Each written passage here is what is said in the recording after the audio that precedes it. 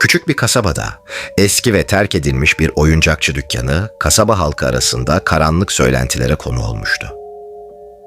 Dükkanın sahibi olan Bayan Mirela yıllar önce kasabadan gizemli bir şekilde kaybolmuştu. Onun lanetli oyuncaklar yaptığını ve ruhunu bir oyuncak bebeğe hapsettiğini söyleyenler vardı.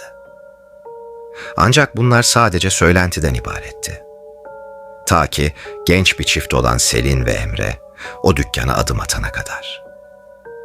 Selin, antik eşyalara meraklıydı ve dükkandaki tozlu vitrinlerin arkasında gözlerini üzerine diken küçük bir porselen bebek buldu. Bebek kusursuz bir şekilde işlenmişti. Altın sarısı saçları, masum mavi gözleri vardı ancak garip bir şekilde sanki onu izliyordu. Selin bu bebeği satın almaya karar verdi. Devamını dinlemeden önce beğenmeyi ve abone olmayı unutmayın. Hazırsanız şimdi hikayemize kaldığımız yerden devam edelim. Emre bu fikirden hoşlanmasa da Selin'in ısrarlarına karşı koyamadı. İlk gece bebeği eve getirdiklerinde Selin onu camlı bir dolaba yerleştirdi. Ancak o gece garip olaylar başladı. Emre uyandığında yatak odasının kapısının açık olduğunu fark etti. Koridordan yavaşça bir mırıldanma sesi geliyordu. Ses sanki bir çocuğun şarkı söylediği eski bir ninni gibiydi. Kalkıp ışıkları açtı ancak kimseyi bulamadı. Dönüp yatağa dönerken dolabın kapağının aralık olduğunu fark etti. Bebek sanki dolabın içinde farklı bir pozisyona geçmişti. Ama bunu Selin'e söylemedi. Bebek canlanıyor ertesi gün. Selin ve Emre işteyken evde daha da tuhaf şeyler olmaya başladı.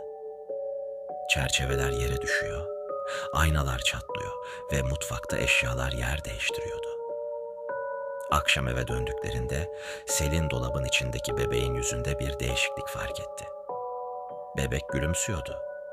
Ancak bu nazik bir gülümseme değil, daha çok alaycı bir ifade gibiydi. Emre bebeğin varlığından rahatsızdı ve onu atmayı önerdi ama Selin buna izin vermedi.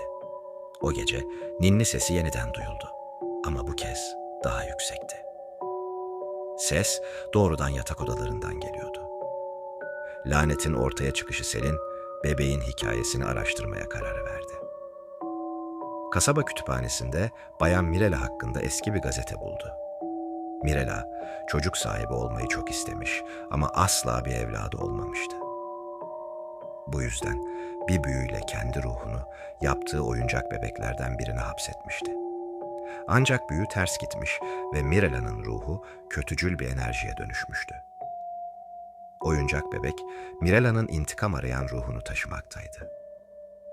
Selin ve Emre, bebeği yok etmek için bir plan yaptı. Ancak bebek bunu anlamış gibiydi.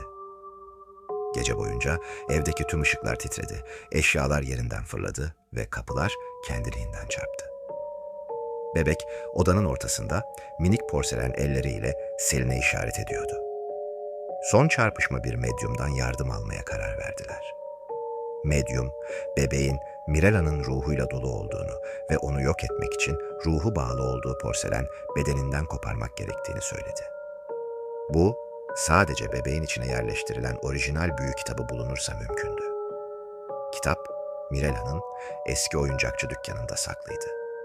Selin ve Emre, medyumla birlikte dükkana geri döndü. Ancak dükkan karanlık bir labirent gibiydi. Her köşeden bebek kahkahaları yükseliyor, raflardaki oyuncaklar kendi kendine hareket ediyordu. Sonunda büyü kitabını buldular. Kitabı açtıkları anda bebek çılgınca bağırmaya başladı.